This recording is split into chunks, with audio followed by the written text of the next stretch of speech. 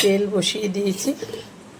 আমি কুমড়ো, আলু, এই ডাঁটা, এটা ডাঁটার ডাঁটা, মানে সজনা ডাঁটা না, এমনি ডাঁটা, নরম নরম বেশ, এই দিয়ে একটা নিরামিষ মানে মাখা মাখা তরকারি হবে।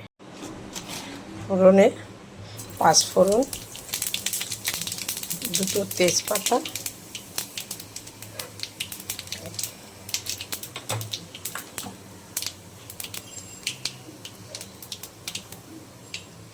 আর টমেটো,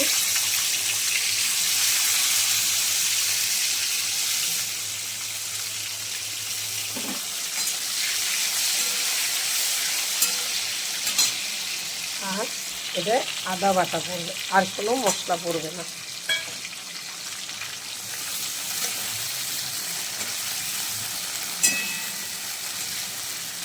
আর হলুদ পড়বে, নুন পড়বে।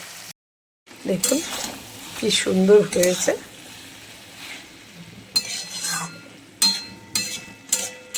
এবার একটু চিনি দিয়ে নামিয়ে দেব। দেখুন নামিয়েছি, কি সুন্দর হয়েছে। রুটি ভাত যার সঙ্গে খাবেন, কারণ এই ডাঁটাটা এত নরম আর এত টেস্টি হয়। আমি বেগুন, আলু, এই মিষ্টি কুমড়ো, ডাঁটা দিয়ে এটা বানিয়েছি।